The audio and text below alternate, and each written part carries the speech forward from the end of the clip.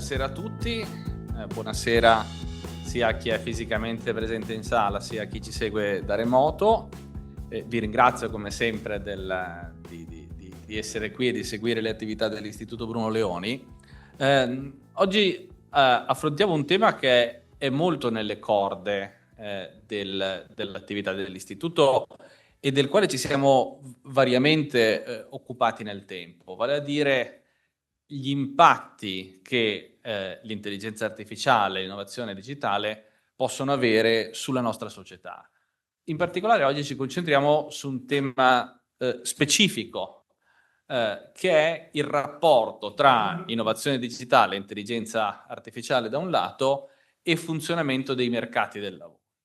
Cioè come i mercati del lavoro cambieranno o potranno cambiare in funzione degli sviluppi di tecnologie che sono oggi in gran parte un terreno incognito per la maggior parte di noi. Tutti noi conosciamo l'intelligenza artificiale perché ne sentiamo parlare ogni giorno, tutti noi conosciamo l'intelligenza artificiale perché utilizziamo ChatGPT e altri strumenti sostanzialmente per giocare, ma dobbiamo ancora capire realmente quanto questi giocattoli possono avere un impatto sulla vita reale, sul funzionamento reale della nostra economia e della nostra società. Per discutere questo tema abbiamo la fortuna di avere qui con noi due ospiti molto, molto diversi tra di loro, per formazione, per approccio, per modo di affrontare le questioni. Partiremo con una relazione di Noah Carl, che è un sociologo, si è formato a Oxford, ha studiato a Oxford e ha proseguito poi indipendentemente la propria attività. Oggi è direttore, tra l'altro, di Aporia Magazine, che potete trovare online, e che si è occupato proprio di questi temi e ci proporrà le sue riflessioni. Sulla base delle sue riflessioni passerò poi la parola a Maurizio Sacconi, che è un giovane emergente dell'analisi del mondo del lavoro. Maurizio Sacconi ha fatto tante cose nella vita, è stato tra l'altro ministro del lavoro nel governo Berlusconi, ha continuato a fare tante altre cose, l'ultima in ordine di tempo, ma la cito e mi fa piacere citarla qui, come dire, perché forse una last but not least, l'ultima ma non la meno importante, e soprattutto l'ultima, poi ce ne saranno tante altre dopo, mi piace citarla perché è un'attività che sta nascendo in questi giorni con l'Istituto Bruno Leoni, è l'inaugurazione di quello che abbiamo chiamato un laboratorio che si chiama Reinventing Work, che intende lavorare, approfondire proprio sui temi del funzionamento e dell'innovazione, della trasformazione dei nostri mercati del lavoro, e questo laboratorio sarà retto da un comitato di indirizzo di cui Maurizio sarà il presidente. Uso i verbi al plurale perché non abbiamo ancora ufficializzato niente, ma diciamo ormai penso sì, al futuro, no, al plurale, sì.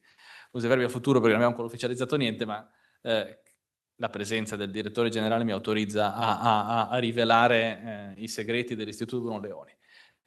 Non perdo altro tempo con l'introduzione, lascio immediatamente la parola a Noah per proporci le sue riflessioni. Grazie mille, thank you very much for being here. Allora, io parlo un po' di italiano, ma non parlo bene, quindi parlerò in inglese. Okay, so I'm going to be speaking on AI, jobs and meaning. And I'd like to begin with some quotes. So, Geoffrey Hinton, who is often called the godfather of AI, has said a lot of mid-level intellectual jobs are going to disappear. Sam Altman, who is the head of OpenAI, one of the big companies, has said AI could eliminate 70 to 80% of existing human jobs. And Andrew Yang, the presidential candidate, has said AI is going to eat a shit ton of jobs. A few more quotes. Peter Wilderford, who's an AI researcher and a super forecaster, has said that I'm 50% sure we're all going to be unemployed within 10 years. Larry Summers, the famous economist, has said, this offers the prospect of replacing almost all forms of human labor. And Elon Musk, who needs no introduction, has said, there will come a point where no job is needed. So here is the results from a survey of economic experts from the US at top universities like MIT. And they were asked whether use of artificial intelligence over the next 10 years will have a negative impact on the earnings potential of substantial numbers of high-skilled workers. And as you can see, the vast majority either agreed or are uncertain, and very few disagreed. So there seems to be a large number of economists who are worried about the impact AI could have on earnings and jobs for high-skilled workers. And this chart was taken from a recent study by some AI researchers. And on the x-axis, it shows the release date of different AI models. And on the y-axis, it shows the amount of time taken for a particular task. And the points indicate what time of task the AI model was capable of doing with a 50% success rate. As you can see, there's been a steady increase in the length of time of tasks that AIs are capable of performing with a 50% success rate. And you'll notice that the y-axis is logarithmic rather than linear. So if this were plotted on a linear axis, the chart would look like that.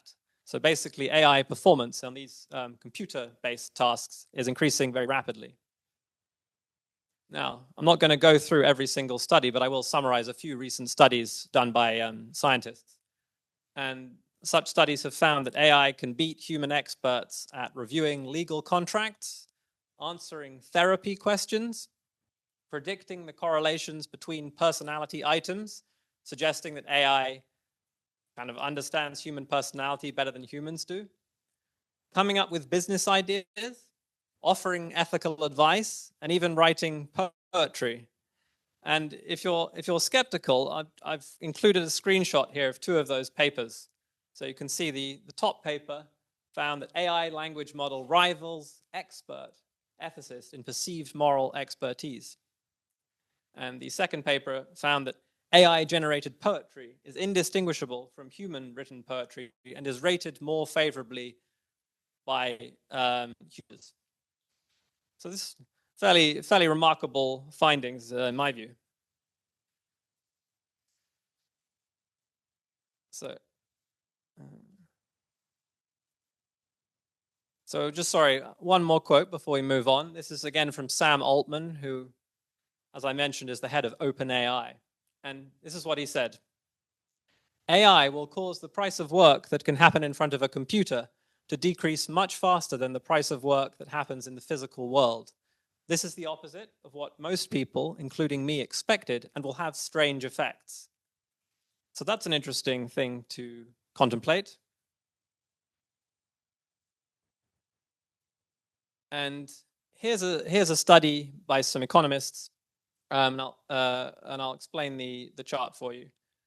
This vertical line denotes the launch of ChatGPT in 2022.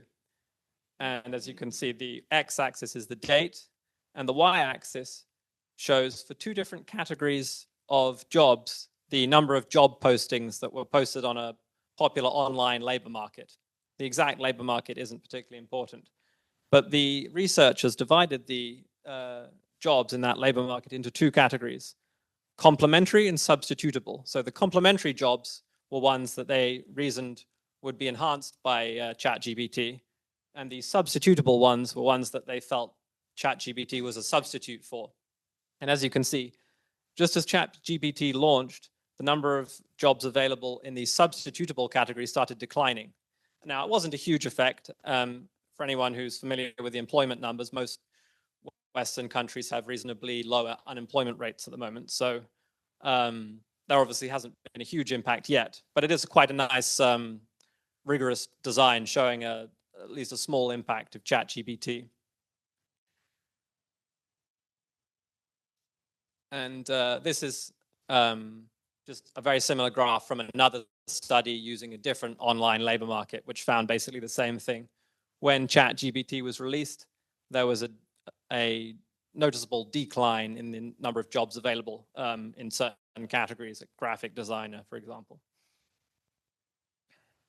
So here's a fairly pessimistic forecast regarding the next 2 decades. So one might imagine that routine jobs will be automated first, jobs like data entry and customer service, followed by mid-level jobs like paralegals and programmers. I'm aware that some programmers, have very advanced skills, but many programmers have more mid-level skills. Then eventually high-level jobs may be automated, jobs like lawyer and analyst. And the last to be automated, one might predict, will be nurses and plumbers. And you'll remember Geoffrey Hinton from earlier, the godfather of AI. He was asked in an television interview, which job do you think is likely to last the longest before it's automated by artificial intelligence? And he said plumber. So his reasoning was that AI capabilities, when faced with tasks that require a high degree of dexterity and object manipulation, is still quite limited. But their abilities in tasks like mathematical reasoning and legal reasoning are actually quite advanced already. So I'd like to argue that this time is different, because when you make predictions like this, people naturally bring up the Industrial Revolution, which was a huge step change in the labor market, which upended industries and caused huge numbers of people to move from one kind of work to another kind of work. And they say, isn't the AI revolution just like the Industrial Revolution? Well, the Industrial Revolution created many new jobs in industries that didn't exist before. And it occurred over a relatively long time period, over decades. Whereas if that chart I showed you at the beginning is correct, the AI revolution may occur only over a single decade, or perhaps 2. And you can consider the example of hi-fi recording. This is one that's often mentioned by economists in the context of income inequality and labor markets in which there's a highly skewed distribution of outcomes. So before hi-fi recording, you could make a living as a classical singer. If you were the best singer in your town, you could sing at the local restaurant, and you could earn a decent amount of money. Once it became possible to record Pavarotti on a CD, everyone just bought the Pavarotti CD, and your labor was no longer worth much. And one might,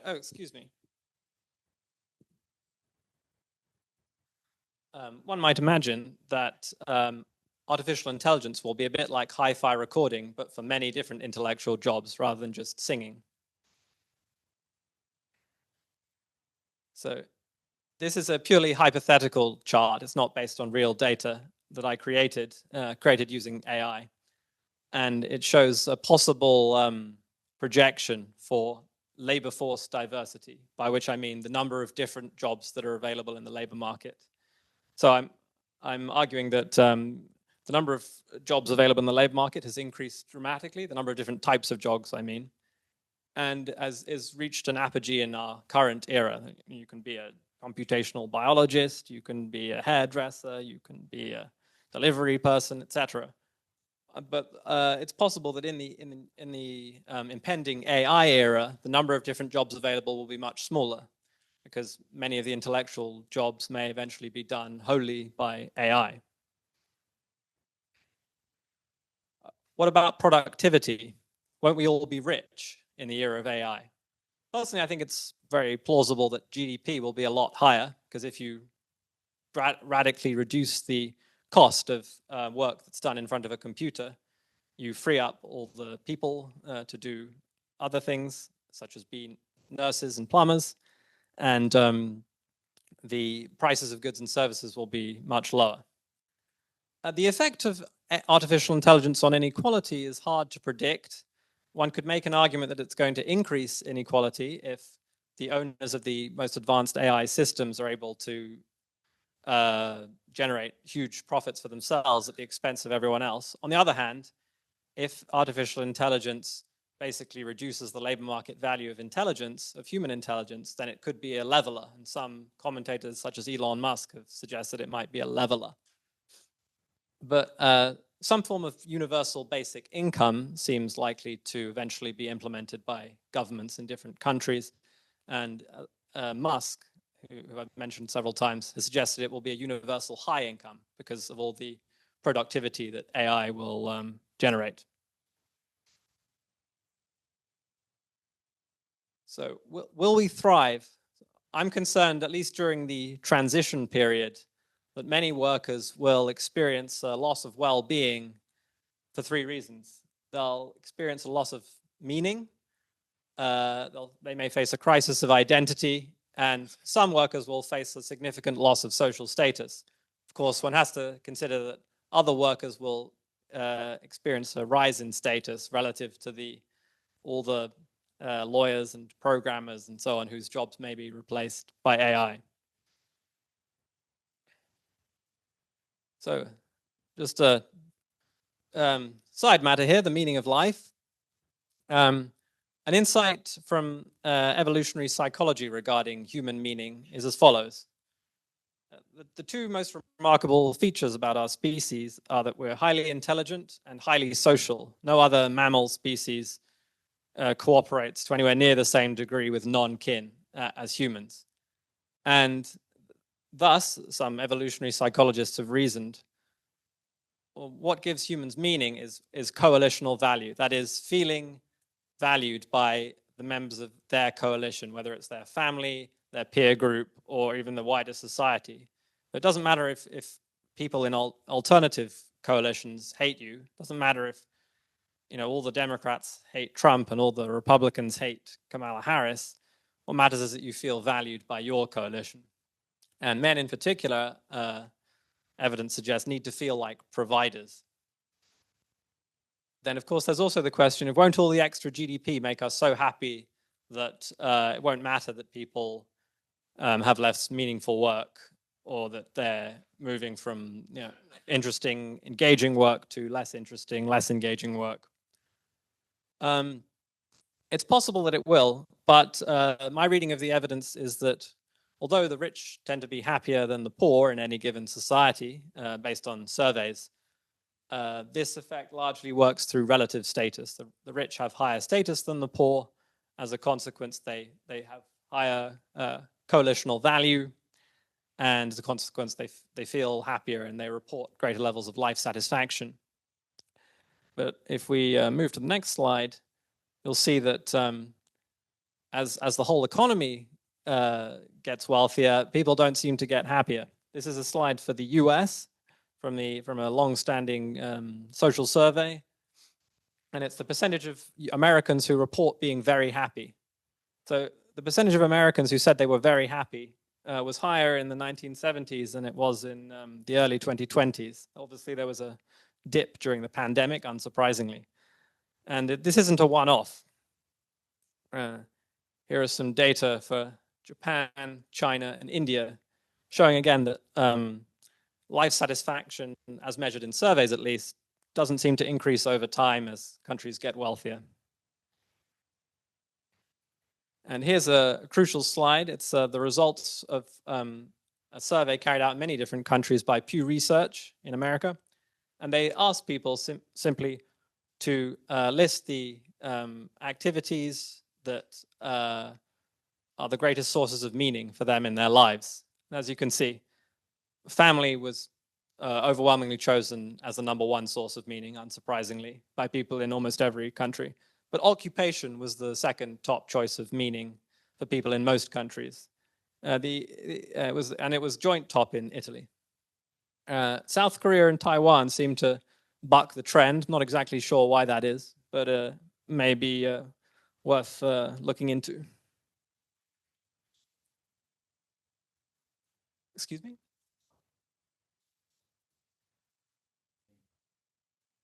Yeah, that was one of the options in the survey. I assume it means sort of how well your society is doing. But I'd need to double check. So sorry, these are the last quotes, I promise, I think. So Arthur Schopenhauer, the famous philosopher, said, "We take no delight in existence except when we're struggling for something." Richard Nixon, the US president, said, "What makes life mean something is purpose, the goal, the battle, the struggle." And Sebastian Junger, who's an anthropologist and journalist, has said that humans don't mind hardship. What they mind is not feeling necessary. And there's a worry that during the transition period of the AI revolution, a lot of people might end up feeling unnecessary. So you might be wondering, well, what do the AI boffins, what do the AI eggheads think about all this? Do they have the answers? Well, Nick Bostrom is a famous philosopher who worked in Oxford for many years, who's written a lot about AI.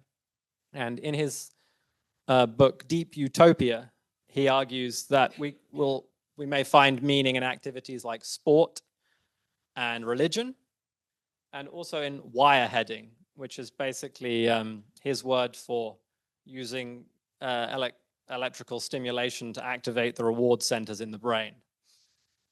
Then Dario Amodei, he's the CEO of Anthropic, one of the big AI firms. He has suggested in a recent essay that we'll find meaning in video games and talking with friends, activities like that. I'm not wholly impressed with these answers. Maybe you are.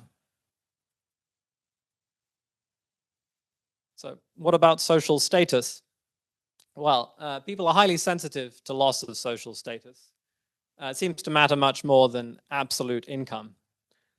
And if some of these more dramatic forecasts that I mentioned at the beginning come to pass, then a lot of currently high status workers are going to experience a dramatic loss of status. Of course, as I mentioned, the lower skilled workers will experience a corresponding increase, but certainly there may be dramatic disruption to the status hierarchy in society, which leads to the possibility of social unrest. I don't want to be alarmist here.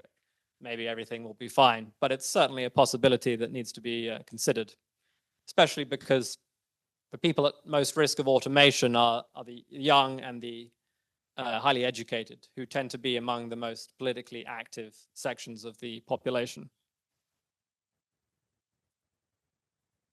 Just some brief comments about marriage and family.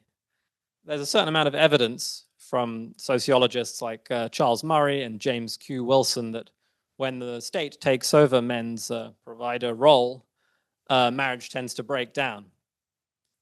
This has been documented in the US and in some other countries as well. So if we all end up, or if large swathes of the population end up living on some kind of universal basic or high income, that may have detrimental effects on the marriage market. And this problem, I would argue, is going to be exacerbated by the phenomenon of counterfeit people, by which I mean AIs posing as romantic partners. According to a recent survey, 25% of young Americans have used these AI companion apps where you talk to an AI and unload on the AI, tell it about all your emotional problems, and you receive emotional support. And a small number of people are spending huge amounts of time on these things, which is a bit worrying. So the conclusions of my talk, which again, apologies, are somewhat pessimistic. So many jobs may be replaced by AI in the next 1 to 2 decades. Many workers may experience a loss of meaning and social status. Marriage may break down a little further than it already has. And I'm concerned that higher GDP isn't going to make up for these things. Of course, we may eventually adapt to our AI-driven economy, but I think the transition period is going to be hard. Thanks.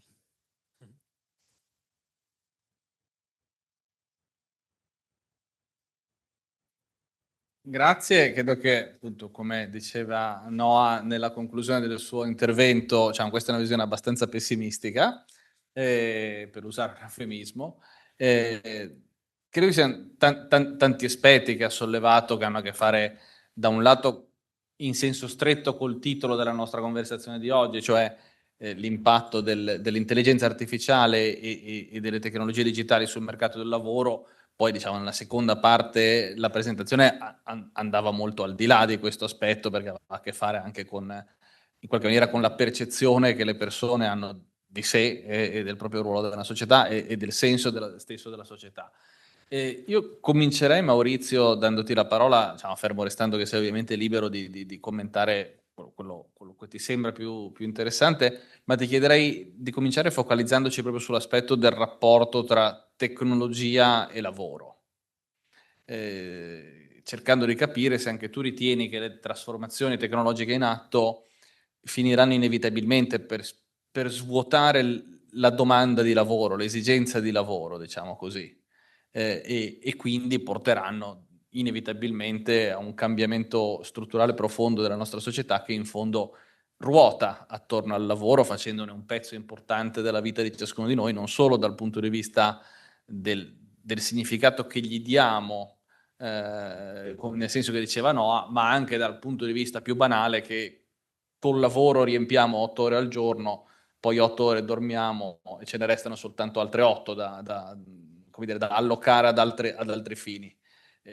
Quindi diciamo, non dico la scomparsa, ma la restrizione dello spazio lavorativo nella vita di ciascuno di noi inevitabilmente porterebbe, diciamo, quantomeno un cambiamento profondo, poi che sia di che tipo lo vedremo, ecco. Ma anzitutto volevo capire da te se ti ritrovi in questa lettura per cui la tecnologia questa volta, e diversamente dal passato, potrebbe davvero creare un mondo in cui c'è molto meno bisogno di lavoro.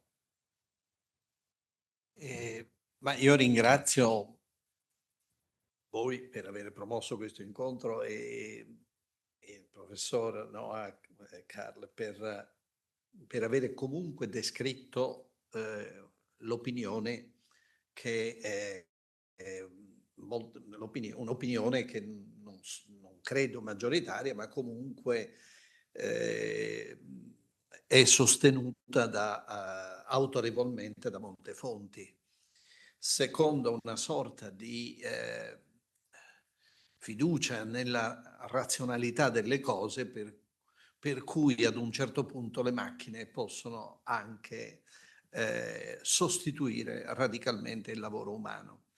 Non è la prima volta che si discute della fine del lavoro. Ci sono stati autorevoli, non so quanto, scritti in questo senso, erano considerati autorevoli in quel momento e sono stati, tutte queste profezie sono state smentite. Abbiamo conosciuto fenomeni di rifiuto delle macchine man mano che si ponevano l'obiettivo di sostituire anche lodevolmente la fatica umana, per cui abbiamo conosciuto anche quello che abbiamo chiamato luddismo dal protagonista della tesi che le macchine fossero pericolose per l'uomo.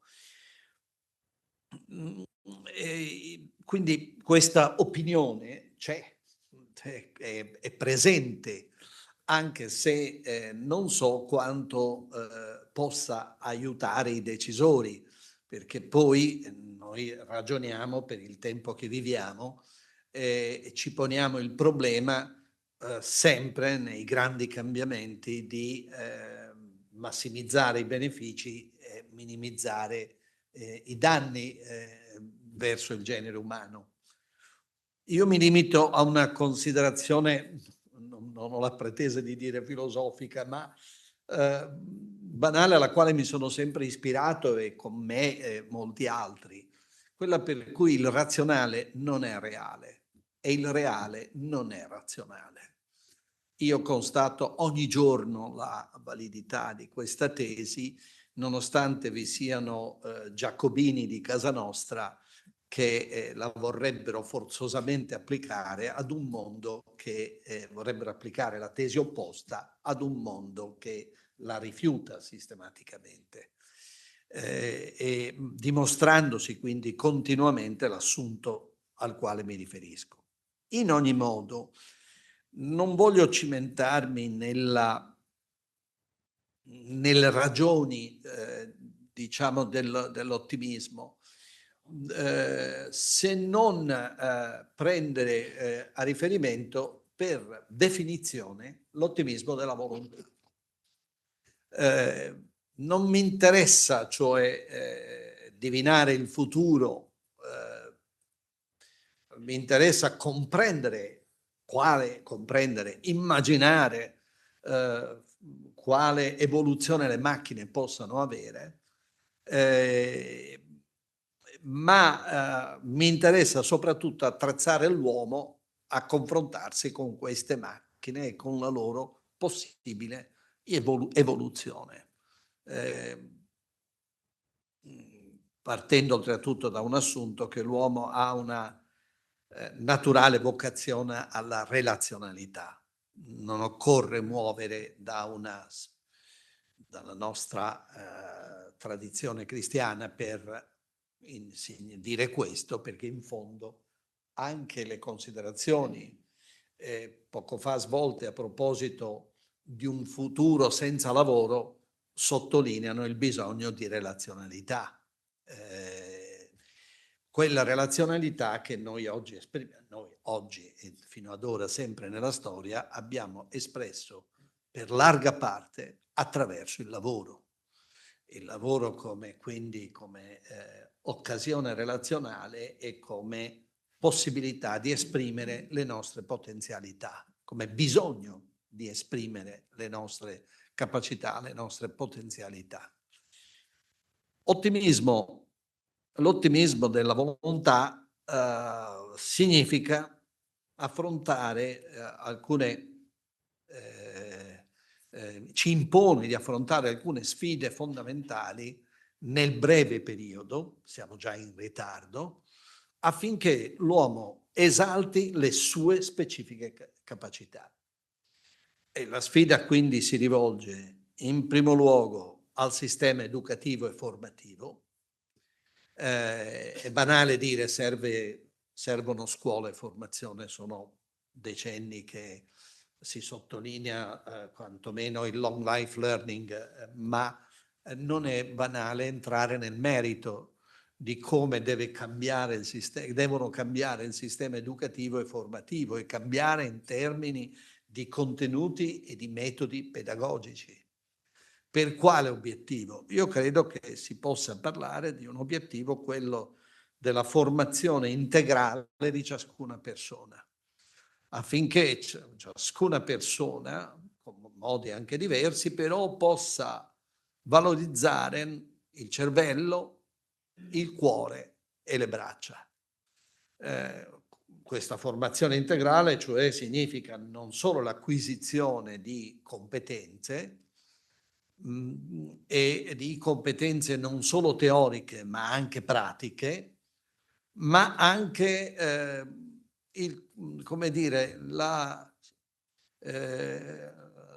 l'intensità di una educazione morale.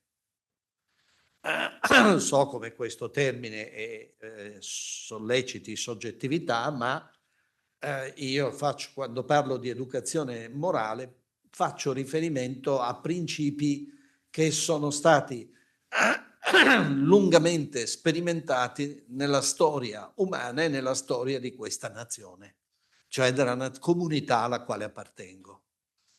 Quindi questa insistita esperienza umana, per esempio, mi fa dire con Benedetto Croce, non possiamo non dirci cristiani, al di là del dono della fede, ovviamente.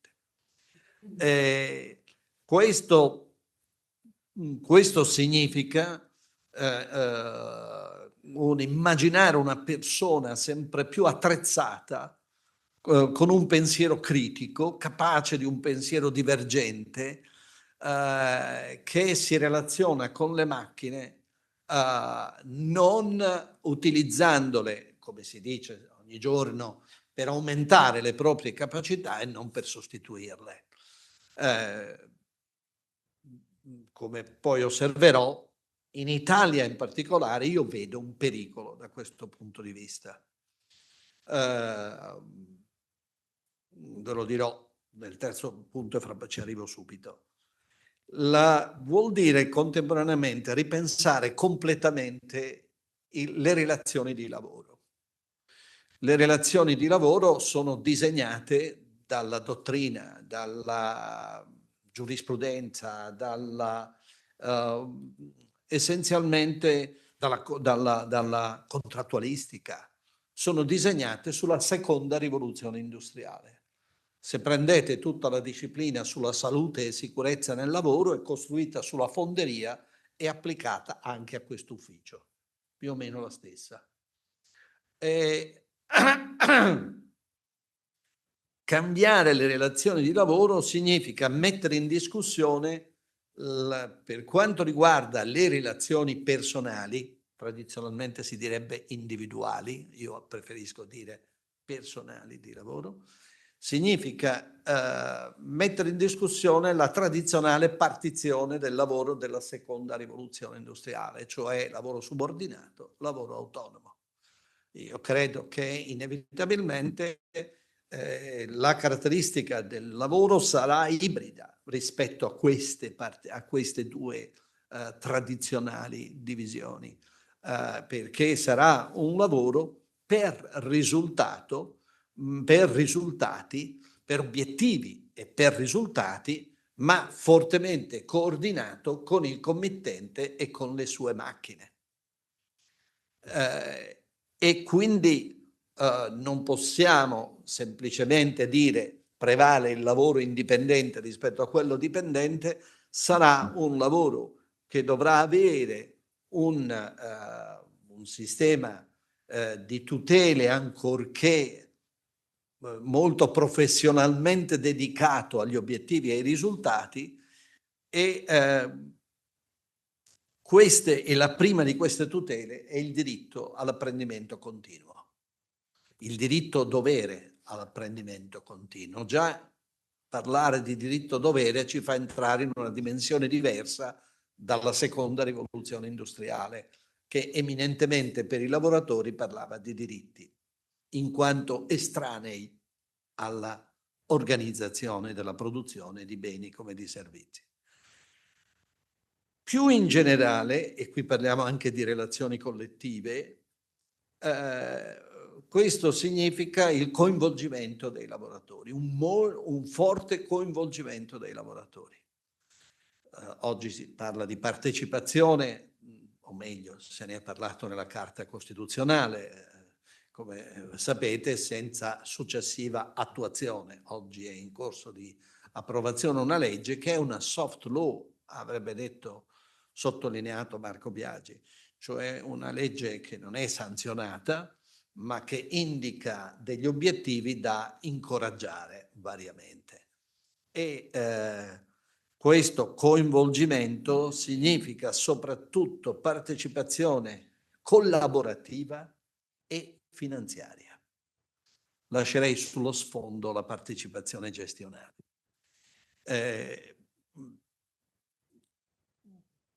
Che cosa, infine, qual è il punto delicato, che soprattutto in un paese come il nostro? Che per poter divergere dalle macchine intelligenti, l'uomo deve essere messo nella condizione di farlo e non al contrario punito se osa farlo. Io devo citare un'esperienza personale di un medico che si è discostato, trattando una mia patologia seria, si è discostato dalle linee guida. Anche se ad un certo punto le cose dovessero andare male, ho vissuto bene per molto tempo, grazie al coraggio che lui ha avuto di discostarsi dalle linee guida in un paese nel quale, se le cose fossero andate diversamente dalla valutazione che lui ha coraggiosamente fatto, poteva scattare una responsabilità civile e penale nel suo caso, contabile nel caso di una funzione pubblica, e in effetti era pure pubblico.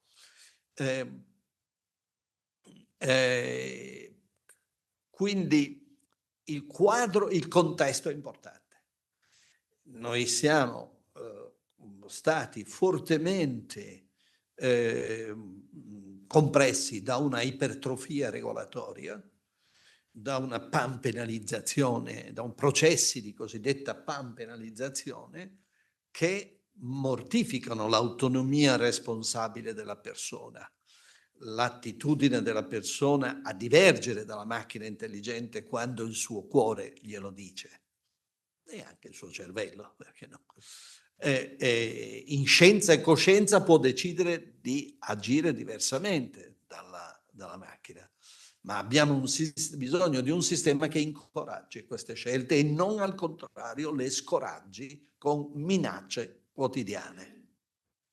Ma abbiamo anche bisogno di modelli di organizzazione di impresa, mi riferisco soprattutto a quelle multinazionali, nei quali, come dire, il vecchio requisito yes men, yes women possa essere messo in discussione, distribuendo in qualche modo l'intelligenza fra le persone, perché se i modelli organizzativi invece concentrano l'intelligenza e rimangono in qualche modo tayloristi, voi sapete che l'ingegner Taylor disegnava il lavoratore ideale, i lavoratori ideali, tranne i pochi progettisti, li descriveva come buoi, con rispetto, ma dovevano avere l'attitudine del bue per eseguire le loro mansioni ripetitive disegnate da altri.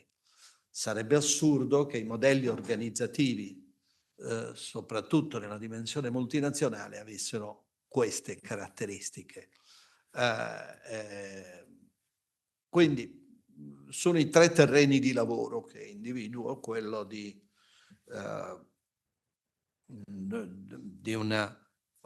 un forte cambiamento nei sistemi educativi e formativi.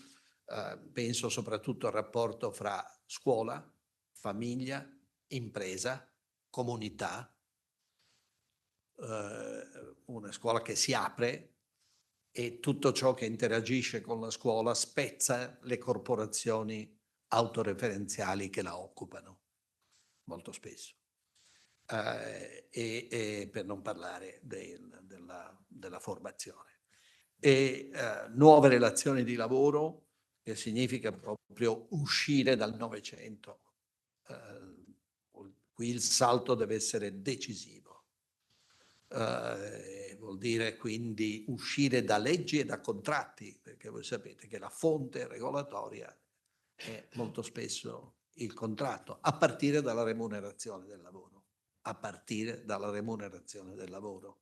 In Italia le basse remunerazioni si spiegano con la centralizzazione contrattuale. Un contratto per tutte le aziende metalmeccaniche, dalle piccole carpenterie di paese, che sono moltissime e che sono in grave sofferenza tra la vita e la morte, fino a Leonardo, lo stesso contratto. Immaginate che sul piano nazionale l'aumento spalmato su tutti è insufficiente a remunerare adeguatamente, non remunera adeguatamente il lavoro. E infine ho detto il quadro istituzionale, qui c'è molto da fare, perché dal 1993 l'Italia è entrata in una trappola che inibisce la voglia di fare. Mentre invece l'Istituto Bruno Leoni, con un bellissimo libro, Il miracolo non fa il santo, ci dice che i migliori anni della nostra vita, per quelli come me che l'hanno vissuti, ma comunque della nostra vita collettiva, sono stati gli anni 50 e 60, quando eravamo più liberi.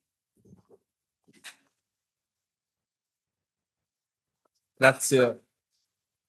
Grazie Maurizio, c'è già un intervento di Alberto prima, però volevo approfittarne anch'io per fare un'osservazione, anzi 3 osservazioni, ma quella fondamentale è una in realtà, che in qualche maniera mi ha suscitato sentire l'intervento di Noah e poi anche quello di Maurizio.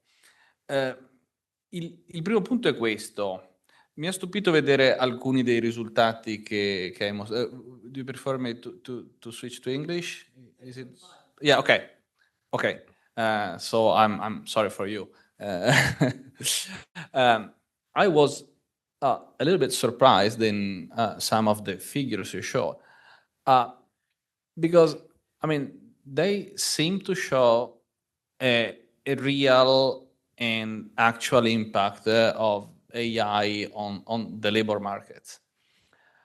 Whereas it seems to me that there is a large stream of economic literature in the past 20 years, or even maybe more, struggling to find any evidence of the digital revolution in the productivity data. So I just wonder how these two pieces of evidence talk to each other in a way.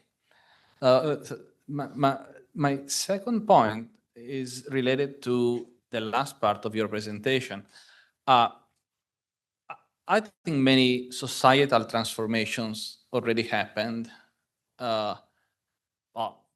You described, I mean, you spoke quite a lot about the provider role of men, but to some extent that has already changed to a large degree. I mean, today's families are founded upon a very different foundations than in the past. I mean, men and women work alike. I mean, there tends to be much more independence for both, and somehow we as men, I mean, could survive to this change.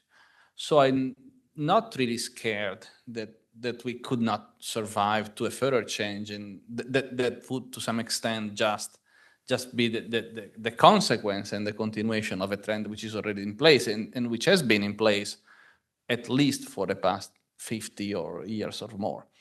And finally, and by the same token, I understand your point about the impact of AI.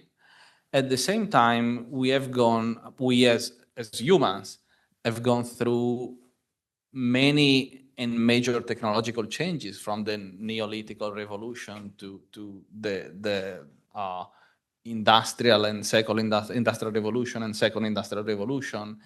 And again, society, the organization of society and the organization of our productive processes changed. It changed substantially.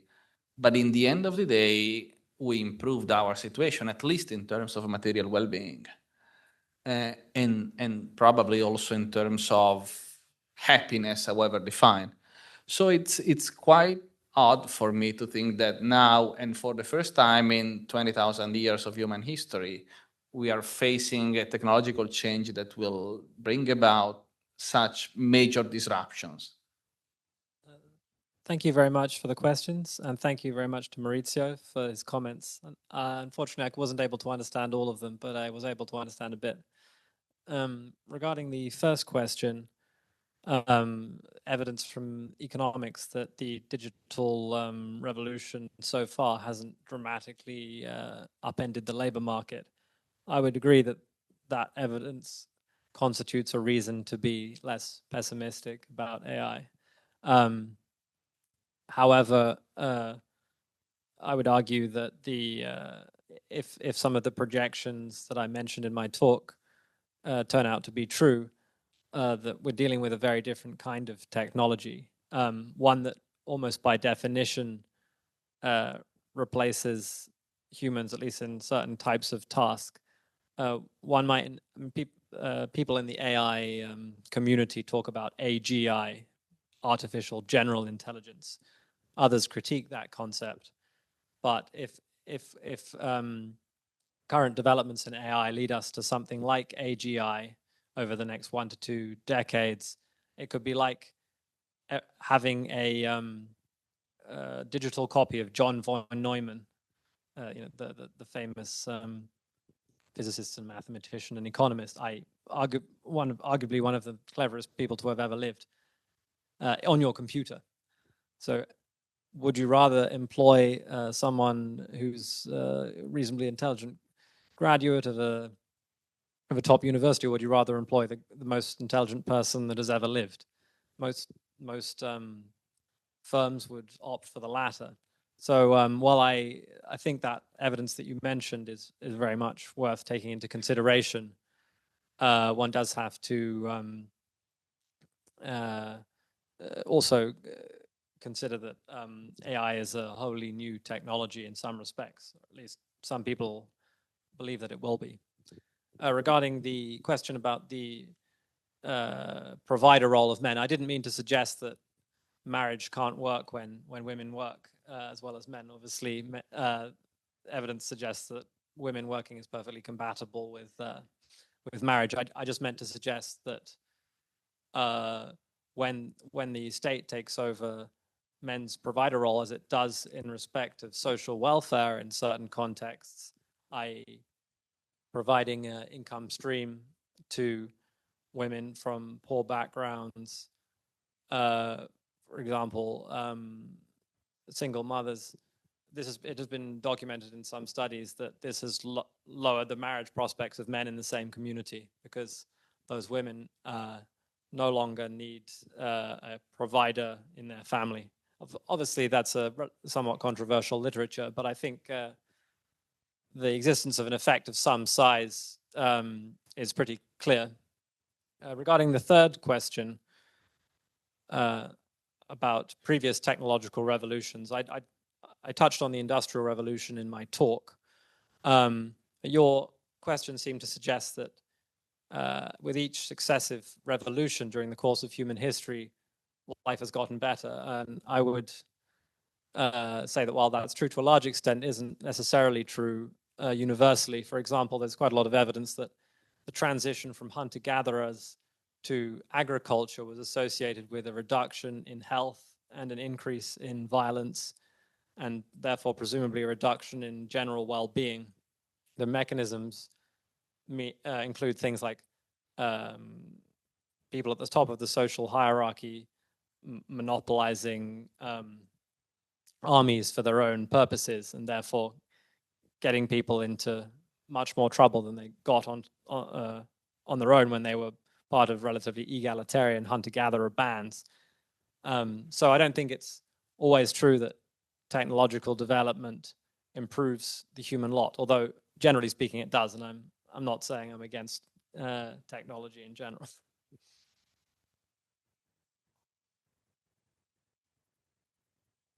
Noah, thank you very much. It was an excellent talk. Thank you, Maurizio, for your comment. Well, I don't think lots of people like to employ John von Neumann. Actually, I don't think lots of people will find somebody who's tremendously clever as a good employee. As you know, we know that by living between think tanks and academia. I mean, very smart people are terrible workers. It's not that you just want the cleverest guy for a certain job. There are plenty of different things like value, dedication, and when it comes to a whole bunch of things you alluded to, including meaning and status and importance that you attach with different things in life, I suppose, but I have no data on that, that intelligence doesn't necessarily correlate with all kind of characteristics that make you an interesting worker. When it comes to your conversation, I got 3 points. First one, I think all your talk is very logical. I have problem with the assumption. I think AGI is very unlikely to happen. You gave us some wonderful quote. I love the funny thing by Sam Altman. But most of these quotes are from people that are selling their wine. It's their stocks that are on the stake. So they want to say, this is the greatest thing that ever happened. So far, it's clearly a tremendous amount of money, like never before, which brings me, together with the fact that you seem to allude to a consensus among economists, a category of people that are certainly historically unable to forecast anything. It brings me, to thinking that there are good chances this is going to be a gigantic bubble. When it comes to your list of jobs, I think some of these are spot on, not only because I dream of a world without lawyers. I think that's paradise, heaven is a world without lawyers. But something is not that easy. For example, customer service. AI has a terrible track record in customer service. Anytime we run into a bot, there is one thing we want, a phone number to talk with the real people, maybe in Bangladesh, but a real human being who's actually interested in answering what we ask. So I'm not so sure about the premise. I think everything else follows very logically out of that. My second point for you is about a subject you've been working on in the past, which is demography.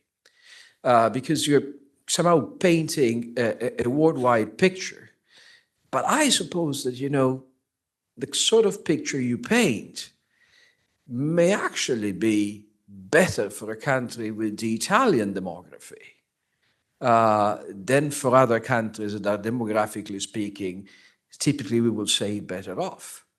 The sort of demography we do have over here may go very nicely with some of the features that you pointed out. Also, of course, the thing you said about meaning in marriage, perhaps the most disconcerting point about your presentation is that you could have given the second half of your presentation without mentioning AI at all. These are trends that are already there. So I suppose your point is that AI is simply exacerbating that.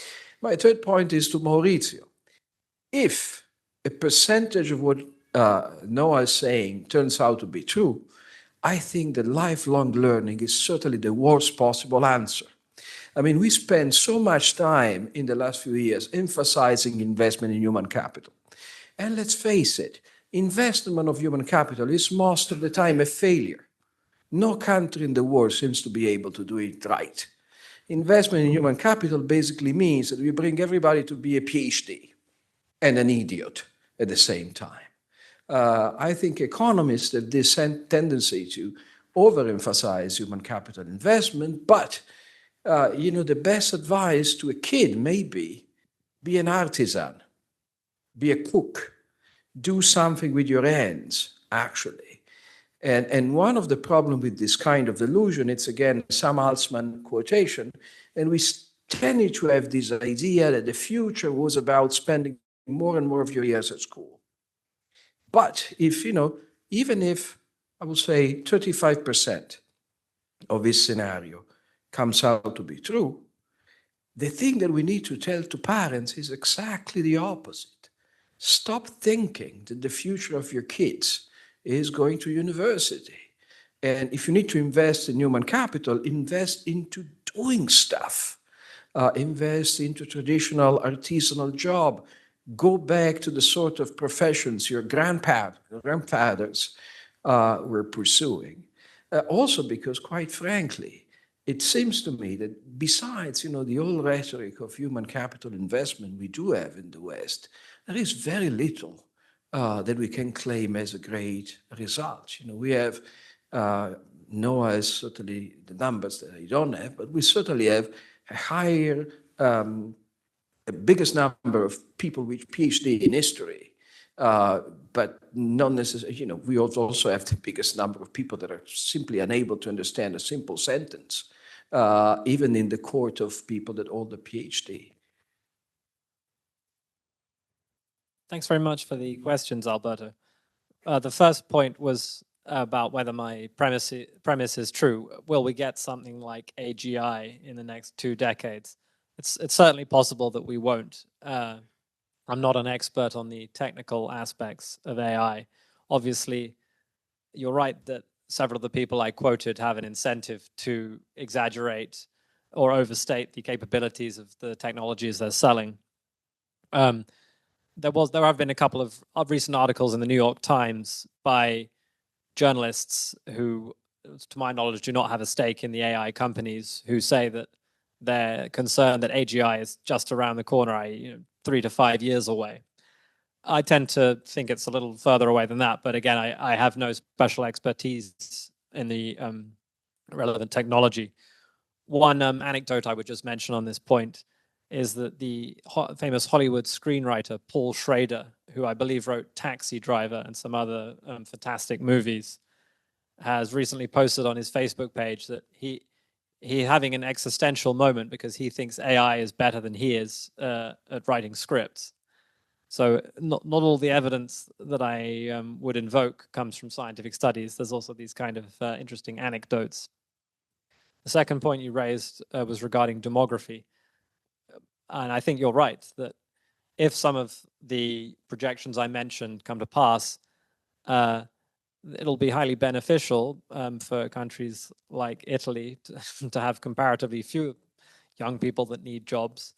And it may also help in paying for the pensions and healthcare for the larger, older generations of Italians who are now retiring. So that's a positive.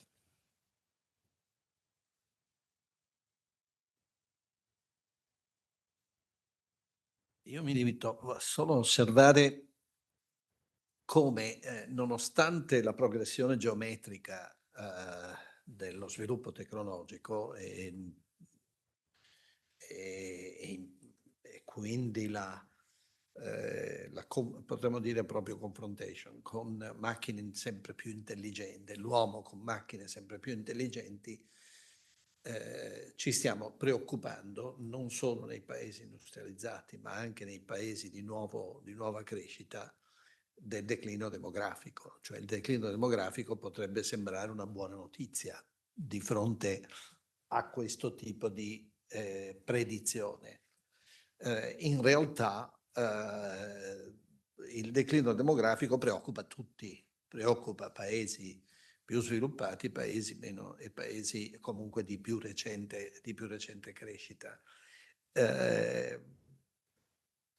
Io penso che si debba partire anche da un presupposto, insisto, io non faccio l'ottimista, ho detto della volontà e per definizione, quindi non della predizione, anche perché la storia la facciamo noi,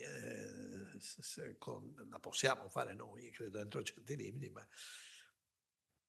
il presupposto è l'antropologia positiva. Questo è il presupposto che io mi auguro di incontrare in coloro che hanno responsabilità pubbliche, che muovano dall'antropologia positiva, dalla fiducia nelle possibilità umane. E questo si traduce in un long life learning, perché che non significa, appunto ci dicevamo sottovoce, che saranno tutti high skilled workers, ma significa che anche facendo il cameriere avrei bisogno sempre più di essere coinvolto, di essere anche economicamente parte dei risultati anche di una piccola azienda commerciale, di un piccolo pubblico esercizio nel quale lavori, avere un po' di confidenza con una tecnologia che evolve anche in quel piccolo semplice contesto, senza scomodare il teorema Moretti del professor Moretti che insegna negli States. Quel teorema non lo conosco proprio, non lo frequento. Non so se sarà 1:5 il rapporto fra i high skill workers e invece funzioni, diciamo, servili, possiamo dire, senza per questo apprezzare poco questi lavori. Anzi, c'è la sensazione che i lavori servili stiano crescendo, che il volume di questi lavori, la domanda e la crisi dell'offerta la stiamo registrando molto in questo ambito, non solo nell'ambito delle alte competenze, ma ancor più evidentemente, vorrei dire, nell'ambito per esempio dell'economia turistica, che si avvaleva di giovani tipicamente e di giovani a rotazione, quindi anche motivati dal fatto magari di finanziare i loro percorsi di studio e le loro ambizioni di vita, lavorando nella economia turistica, solo che in questo caso la crisi dell'offerta è proprio una crisi quantitativa, oltre che di disponibilità magari a lavorare il sabato sera o a lavorare la domenica. Il che solleva problemi di diversa remunerazione del lavoro e del fatto che se il tuo ristorante è aperto il sabato sera deve pagare adeguatamente chi il sabato sera e la domenica sta a lavorare, bisogna pagarlo di più e magari tassare di meno quel lavoro scomodo, perché la scomodità vale quanto la professionalità, vale diversamente, ma deve essere analogamente apprezzata. Insomma, sono tante le cose che dovremmo cambiare con velocità e continuamente in un divenire che non va a fasi, come in passato abbiamo conosciuto, lunghe fasi stabili. Credo che dovremmo avere un'attitudine alla flessibilità a tutti i livelli, compresi quelli istituzionali, che si contrappone alla rigidità che conosciamo dagli anni 70.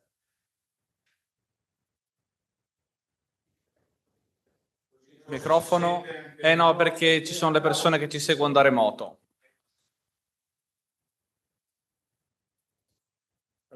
Having been working as a human resource director for a long time, and for instance, I managed and assisted to the impact of the internet in the working environment. I think this is totally different by scale and by speed. So the potential impact, I very much agree with you, can be really disruptive. And I already see the effects. I've seen some of the impacts of AI in the work environment, and is really, I don't know if scaring is the word, but it's really impressive. So what I think can slow down this impact, at least in Europe, is two things. First, the bureaucracy, because if you want to use AI, you need laws that allow you to use it, and in some cases it will be impossible. The second is the same, let's say, laziness or self-interest of the work environment itself, because, for instance, big companies, we know that those who should introduce the AI is like suing the branch on which you're seated. But this will not be the solutions, because my fear is that the first impact of AI is the conflict between companies, existing companies who work more or less in a traditional way, and starting companies who start to do accounting, marketing, engineering, all of these with 1/10, to be generous, of the people. So these companies probably will come from the States, from India, from developing countries, and not from Europe. And so here the problem is how can compete. So if you adopt, you have a problem because you have to squeeze your human capital very rapidly. If you don't adopt, you have a competition that can smash you in a globalized world very, very rapidly. So I don't know what will be the solution, but I know we have very real challenges ahead of us. And I think there will be also among the challenges you have pointed out, one is the level of uncertainty and of anxiety that this will show, because as soon as the unions, but the employers themselves will understand the possible and the real and actual impact that this can have, the effect which would be, if I were a CEO, first thing, I stop any hiring. Of course, I know that I will have to squeeze my workforce for long. The first thing I do, I cannot fire those I don't need, I stop hiring. So the young will be paradoxically those most affected by the impact of AI. And this level of uncertainty and anxiety, I think, will be the first problem that we will have to see. And we have to find the ways to avoid new ways of Luddism, but really to understand that really we have to find new solutions. We cannot do without it, because one way or the other will arrive, but I think today really we have to start from scratch in finding solution. And I think, frankly, the solution I don't think will be really learning, because paradoxically, one thing we will not need is knowledge, because you just ask. I have a brother who I call Pico because he's the one gifted by an enormous brain. Whatever I need, I ask him. Now everybody will have his own Pico anywhere, because if you need an information, you just ask on the information. So you don't have to study. Well, you have to prepare yourself for life, but not studying. And maybe, probably, as Alberto was saying before, the solution will be coming back by leisure to an Amish society, when you build your own house, you manage your own cattle, and so on. I don't know, but I think we really have to prepare ourselves as a society to start studying a really solution from scratch. Yeah, it sounds like you and I agree about a lot then. Thank you for the comment. I would just add that I would emphasize that as I see things, mass unemployment is not something to worry about, because I think that or poverty, because I think that AI, if it does turn out to be as capable as it's developers claim it will, is going to dramatically reduce the costs of goods and services, and is going to therefore make society much wealthier. So I would just emphasize that I don't think mass unemployment and poverty is something we need to worry about, but meaning and status, disruption to the status hierarchy are things that we need to worry about.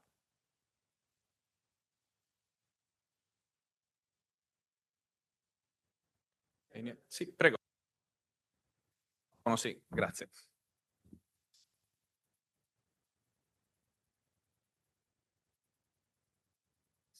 La domanda è per Maurizio Sacconi. A suo giudizio, la piccola dimensione delle imprese italiane renderà più lenta l'introduzione della I, o viceversa la produttività stagnante del lavoro in Italia ne renderà più forti, gli effetti una volta introdotta? Grazie.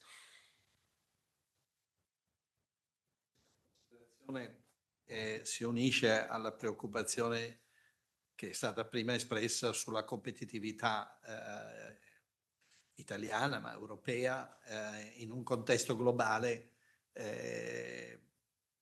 molto più dinamico di quanto non sia la dimensione europea, e poi c'è lo specifico italiano che è il nanismo soprattutto industriale. Io se posso dire sulla prima parte della competitività, il tema europeo molto delicato è quello della regolazione, nel senso che noi abbiamo immediatamente espresso una vocazione europea a regolare, prima ancora di capire forse. Mi auguro che prevalga una propensione a informare il mercato più che a inibire l'uso delle nuove tecnologie, più che a una regolazione inibitoria eventualmente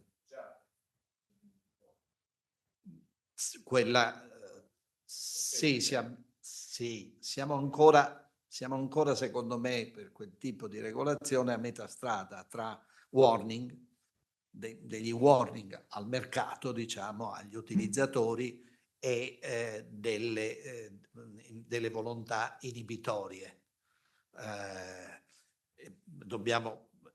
Gli warning vanno bene, le inibizioni non vanno bene, anche perché ciò che non facciamo noi lo fanno gli altri. In questo senso voglio dire che non considero così definitivo, premesso che noi abbiamo tanti problemi regolatori con l'Europa, a partire da vabbè, non mi metto a dare giudizi, ma voi sapete che dobbiamo pensare molto alle regolazioni degli ultimi anni, ripensare molto a quelle regolazioni e soprattutto pretendere neutralità tecnologica e non farci dettare le tecnologie dal decisore istituzionale. Che questo vale per l'auto, ma vale anche per ciò di cui stiamo più largamente parlando. Le piccole imprese sono un problema dal punto di vista della diffusione dell'intelligenza artificiale, nel senso che la piccola impresa può essere anche un ambito idoneo a realizzare grandi, una startup può essere piccola, però può essere adeguatamente capitalizzata e capace di sviluppare intuizioni. Paradossalmente in questo ambito noi siamo molto deboli, perché tendenzialmente lo sviluppo avviene altrove. E mi sembra che la debolezza sia soprattutto dal lato della finanza applicata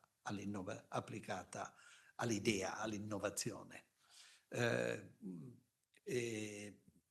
Si è tentato più volte di favorire processi di fusione, di crescita non per traumi, per chiusure di attività, per cessazione di attività, ma per incorporazioni, fusioni, merger and acquisition, no? Di vario genere, ma non hanno funzionato molto anche gli incentivi. Se ricordate, Tremonti ci provò ancora anni in una delle sue prime esperienze di governo. Devo dire che, come la regola del calabrone per l'economia italiana, anche questo fenomeno dimostra una resilienza oltre le aspettative.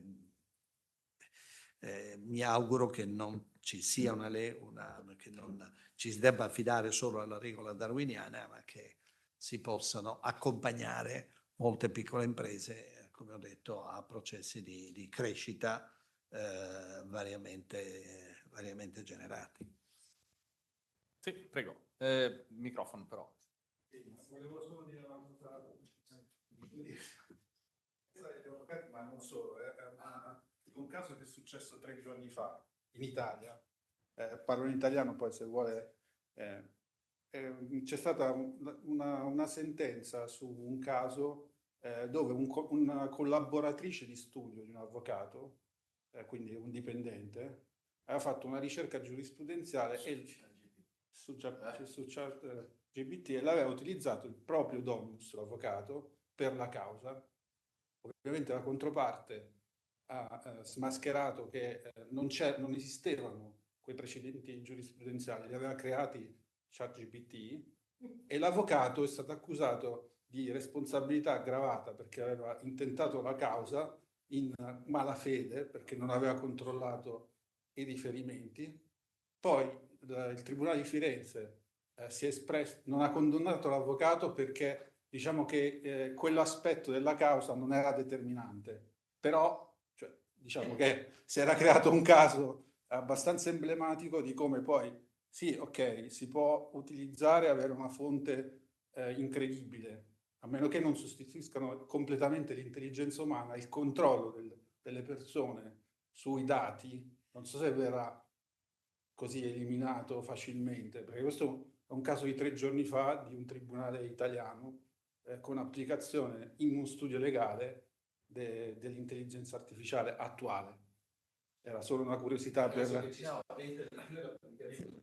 Could you briefly It's like what happened in the US. It happened exactly the same thing with the Supreme Court. There was a Supreme Court case in the US in which, they asked some sort of GPT, and it made up basically presences, which is exactly the same that happens to us when we play with GPT for free. So if I ask ChatGPT about my own production, first of all, it typically is very complimentary because I think he understands I'm asking him myself. So it's a great scholar and so on and so forth. And it gives me a list of articles, a list of papers I have allegedly published. And of course, all these titles are perfectly plausible because the way in which they are made up is by looking at the number of times some words are coming up in my production.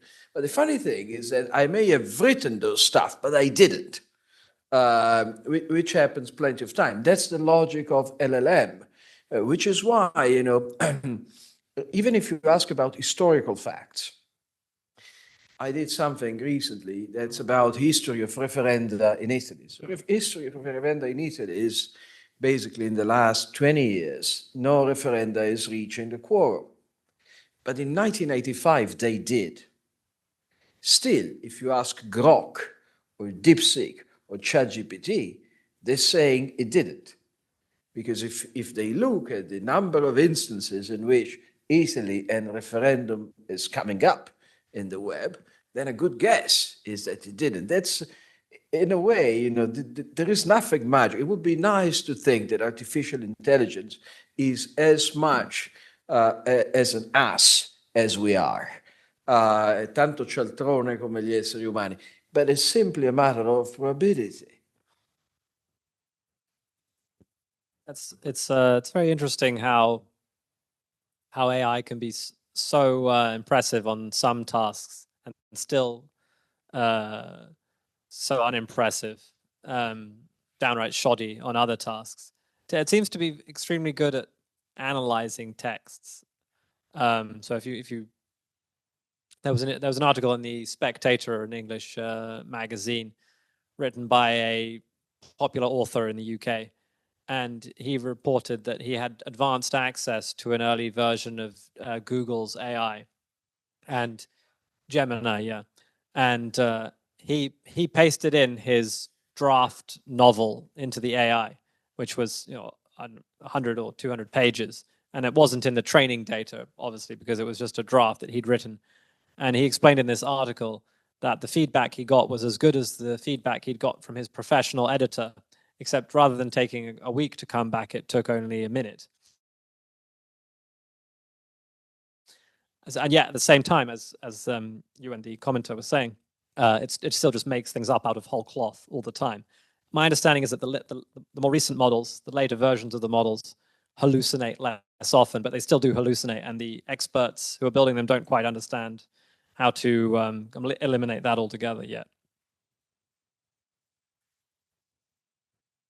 Okay, I think it's late enough to close today's seminar.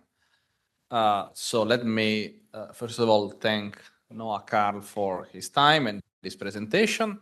Let me switch to Italian for a final remark. Grazie a tutti per aver partecipato, aver seguito da remoto questa discussione. Credo che ce ne usciamo con più domande di quante ne avevamo quando siamo entrati, il che forse è l'obiettivo di questo tipo di eventi. Non posso però resistere a una battuta su quello che diceva Maurizio prima, perché tu dicevi che l'Europa è costretta a importare tutte le tecnologie, il che è in gran parte vero. L'unica tecnologia che esportavamo, cioè l'automobile, la stiamo vietando. E quindi su questa nota pessimistica vi ringrazio e vi do appuntamento ai prossimi appuntamenti dell'Istituto.